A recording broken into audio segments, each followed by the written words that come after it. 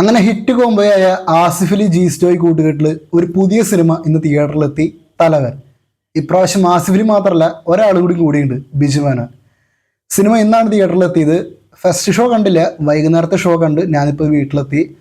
സിനിമയെ പറ്റി പറയുകയാണെങ്കിൽ എൻ്റെ ജി ജോയ് അണ്ണ നിങ്ങളുടെ ഒരു തിരിച്ചുവരവ് തന്നെയായിരുന്നു ഈ സിനിമ. കാരണം നിങ്ങളുടെ ലാസ്റ്റത്തെ 2 സിനിമ ഇന്നലെ പിന്നെ മോഹൻകുമാർ ഫാൻസ്. ഇതിൽ മോഹൻകുമാർ ഫാൻസ് തിയേറ്റർ റിലീസായിരുന്ന ഞാൻ തിയേറ്ററിൽ പോയിട്ട് കണ്ടു.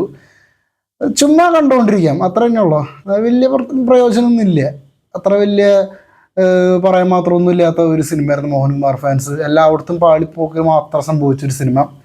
പിന്നെ ഇന്നലെ എന്ന് പറഞ്ഞ പടം ആസിഫ് അലിയുടെ വെച്ചെടുത്ത പടം തന്നെയായിരുന്നു. പെപ്പെ ആസിഫ് അലി നല്ല അസല് വധായിരുന്നു ആ സിനിമ. എനിക്ക് ഫോണിൽ OTT റിലീസായിരുന്നു, ഞാൻ ഫോണിലാണ് ആ സിനിമ കണ്ടത്. ഫോണിൽ കണ്ടിട്ട് തലതല്ലി പൊളിക്കാൻ തോന്നിയൊരു സിനിമ. ഫസ്റ്റ് ഹാഫ് എങ്ങനെയോ കണ്ടു, സെക്കൻഡ് ഹാഫ് അടിച്ചടിച്ചടിച്ച് കണ്ട് അവസാനിപ്പിച്ച ഒരു സിനിമ. അതുകൊണ്ട് തന്നെ ഈ 2 സിനിമകളോട് കൂടി തന്നെ ജി സ്റ്റോയോട് ആ ഒരു മുൻപുണ്ടായിരുന്ന ഒരു സംഭവം എനിക്ക് പോയി. പ്രത്യേകിച്ച് ഇന്നലെ എന്ന് പറഞ്ഞ സിനിമ കണ്ടപ്പോൾ തന്നെ. പക്ഷെ ഇന്ന് കണ്ട തലവൻ, ശരിക്കും പുള്ളിയുടെ കഴിഞ്ഞ 2 പടങ്ങളിലെ ക്ഷീണം പുള്ളി ഇന്ന് തീർത്തുണ്ട് എന്നാണ് ഞാൻ മനസ്സിലാക്കിയിട്ടുള്ളത്. സിനിമ ഒരു ത്രില്ലറാണ്, ഒരു ക്രൈം ത്രില്ലറാണ്. നമ്മൾ മുൻപും കണ്ടിട്ടുള്ള ടൈപ്പ് ക്രൈം ത്രില്ലർ സിനിമകൾ തന്നെ. പക്ഷെ അത് മേക്കിംഗ് രീതി 2 മണിക്കൂർ 15 മിനിറ്റാണ് സിനിമ. ഈ 2 മണിക്കൂർ 15 മിനിറ്റ് സ്ക്രീനിൽ നിന്ന് കണ്ടെടുക്കില്ല നമ്മൾ. അതുപോലെ നമ്മൾ സിനിമ കണ്ടിരിക്കും എന്ന് വിചാരിച്ച് ഞാൻ അടുത്ത 5-ാം പാതിരും അടുത്ത മെമ്മറീസ് ആണോ എന്നല്ല ഞാൻ പറയണേ. ഒരു ഡീസൻറ്റ് ത്രില്ലറാണ് സിനിമ. നമ്മുടെ അന്വേഷിപ്പൻ കണ്ടെത്തൊക്കെ പോലെ തന്നെ നമുക്ക് ഒട്ടും ലാഗില്ലാണ്ട് എൻ്റെ ഒരു ത്രില്ലറായിട്ട് ആ ഒരു സാധനം ലാസ്റ്റ് ക്ലൈമാക്സ് ഒക്കെ ആവണ വരെ നമ്മൾ പിടിച്ചു നിർത്തും. ഇതിൻ്റെ ക്ലൈമാക്സ് ട്വിസ്റ്റിലോട്ട് വരുമ്പോൾ എനിക്ക് ട്വിസ്റ്റൊക്കെ, പക്ഷെ ഒരു റീസൺ എനിക്ക് അത്ര ഇതായില്ല. എന്നാലും കുഴപ്പമില്ല, അത് നമുക്കൊരു നെഗറ്റീവായിട്ടൊന്നും പറയാൻ പറ്റുന്നില്ല.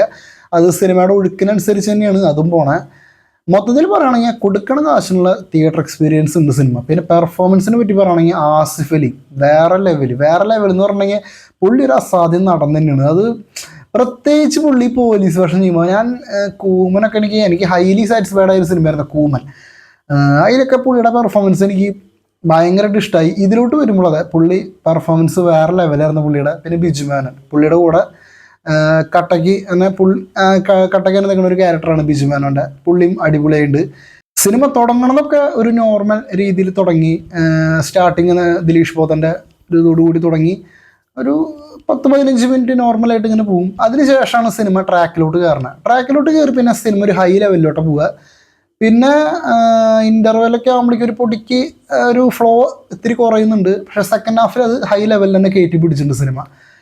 ലാസ്റ്റത്തെ ഒരു അരമണിക്കൂറൊക്കെ ശരിക്കും നമ്മളെ പിടിച്ചിരുത്തും. എന്ന് വെച്ചിട്ടുണ്ടെങ്കിൽ നമ്മളാ ഒരു ആളുടെ അടുത്തേക്ക്, കൊലയാളിയുടെ അടുത്തേക്ക് നമ്മൾ എത്താൻ പോകണമെന്നുള്ളൊരു സാധനമുണ്ട്. അതൊക്കെ ഭയങ്കരമായിട്ട് ആ ഒരു ത്രില്ല് നമുക്ക് ഫീൽ ചെയ്യുന്നുണ്ട്.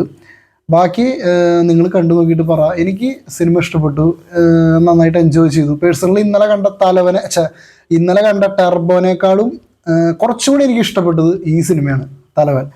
എന്തായാലും തിയേറ്ററിൽ വലിയ വിജയമാവട്ടെ. എന്തായാലും ആസിഫ് അലിയുടെ ഒരു കംബാക്ക് തന്നെ ആയിരിക്കും. കാരണം ആസിഫ് അലിയുടെ കുറച്ച് പടങ്ങൾ പരാജയമായിരുന്നു ഇപ്പോൾ ഈ ലാസ്റ്റ് ഇറങ്ങിയത്. പക്ഷെ പുള്ളിക്ക് അത് പുത്തിരിയല്ല, കാരണം പുള്ളിയുടെ ഒരുപാട് സിനിമകൾ പരാജയപ്പെടും.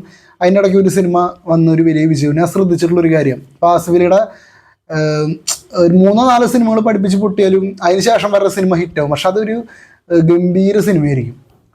അതുപോലത്തെ ഒരു സിനിമ ആ ഒരു കൂട്ടത്തിലാണ് ഇത് വന്നു പെട്ടിരിക്കണത്, തലവൻ. അത് രസമായിട്ടുണ്ട്, ഇൻട്രസ്റ്റിംഗ് ആയിട്ട് കണ്ടിരിക്കാൻ പറ്റിയ ഒരു സിനിമ തന്നെയാണ്. എന്തായാലും തിയേറ്ററിൽ ഹിറ്റാവട്ടെ. ഒരു ഡീസൻറ്റ് ത്രില്ലർ എന്നൊക്കെ നമുക്ക് പറയാം. എന്തായാലും നിങ്ങൾക്ക് തിയേറ്ററിൽ നിന്ന് ഇറങ്ങുമ്പോൾ നിരാശയോടുകൂടി ഇറങ്ങേണ്ടി വരില്ല, അത് ഞാൻ ഗ്യാരണ്ടി. എന്തായാലും നമ്മൾ കൊടുത്ത 100-150 രൂപ നമുക്ക് കൊടുത്ത് തിയേറ്ററിലോട്ട് കയറിയണമെങ്കിൽ നമുക്ക് ആ പൈസ മുതലായി എന്നുള്ളൊരു ബോധത്തോടു കൂടി തന്നെ നിങ്ങൾക്ക് തിയേറ്ററിൽ പുറത്തോട്ട് ഇറങ്ങി വരാം.